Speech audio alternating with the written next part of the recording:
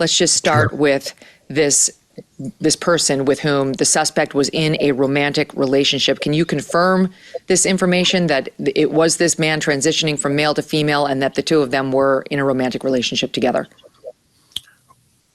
It appears, Megyn, from the information we've accumulated both forensically and digitally in the comms between the two and some of the statements from family and friends, that there was a relationship here that may have been beyond platonic. I think we have a good body of information at this point indicating that. And can I just say, if I was listening to you open there, just let me say in advance, I don't do a lot of media. Coming from a media space, I don't may surprise some people, but I haven't. I've only done a few media appearances since I've been here for the last 6 months. But we believe, both the director and I and others, that given the public interest, significant public interest in this case, understandably, that it's important we get out ahead and share as much as we can. I only say that because there are things I'm not, as a deputy director, able to communicate to you, and other things I will. So I just want you to understand, don't mistake sometimes my lack of an answer for anything other than there's a reason there's some things I can't say. No, we don't have Dan Bongino, podcaster, sitting here. We have Dan Bongino, Deputy Director of the FBI, and you have to be more careful in that role. Totally got it. So you just blow me off if I ask something you can't answer, and we can be explicit about that. The audience will understand. Are you guys confirming, Dan, that the boyfriend's name is Lance Twiggs? That is the boyfriend's name. Okay. And how many roommates did the shooter have, the alleged shooter? Well, at this point, how many people roommate? Let's say that we have the suspect in this case, and then we have Lance. How many people they associated with, and how many in fact lived or resided there? It's up in the air. However, there is apparently a network of people, whether they were friends, and I think you hit on the important question in the open. Given his network of friends and associates, what was the level of foreknowledge about this attack? Did they know something and refuse to say something? Did they know something and think it was a joke? Now, you as an attorney, you're well aware, there's going to be a lot of opinions on the matter. However, we have to build a probable cause case and get over that hurdle in order to properly charge other people if they do have involvement.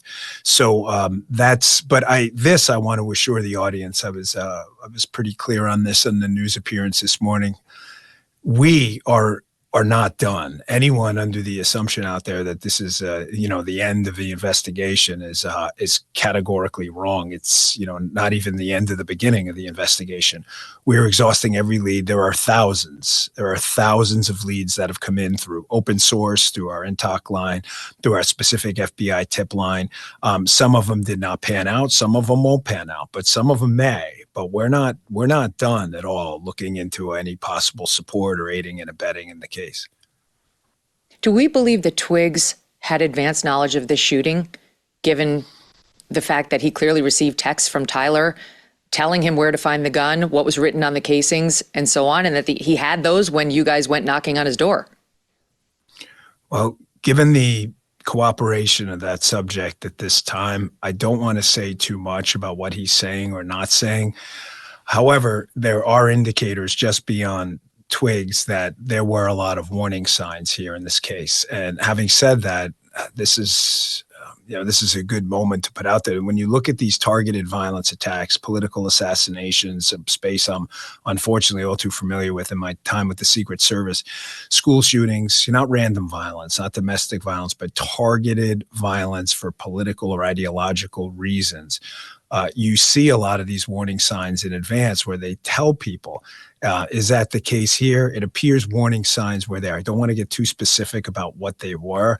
However, we hear this a lot, and I'm not suggesting it's in this case, but we hear, I thought it was a joke. And, I hate the just generic advice of the see something, say something, because it gets blown off. But this happens, unfortunately, all too many times. And there were a number of warning signs there that this individual suspect in the case had taken a dark turn. And I want to put out in advance, obviously, as well as the deputy director, that everyone's presumed innocent in our republic, no matter how vile the crime is. I think everybody understands that. But facts are facts, evidence are evidence. And we really, really feel, both Cash and I feel the need to talk to the public here. And again, I just don't want anyone in the public to assume sometimes my lack of an answer is in any way a problem with clarity. There are just some reasons we can't talk about some things, but we really do want to address as many of these issues as we can with the public. Director Patel said on Fox and Friends this morning that the suspect had a text message exchange with another individual in which he claimed that he had an opportunity to take out Charlie Kirk, and he was going to do it because of his hatred for what Charlie stood for. So that sounds pretty explicit by the director, that in advance there was a text exchange with another individual in which Robinson claimed he had an opportunity to take him out and he was going to do it. So that would lead any of us to conclude, Dan, that there was at least one other individual who knew that Robinson was planning to murder Charlie. Is that true? Yeah, that was a reference to the note you referenced in your opening of your show. That, according to the evidence we have now, that particular statement may have been on the note. We're still investigating whether that note was in fact seen in advance. We don't have the actual note. It may have been destroyed.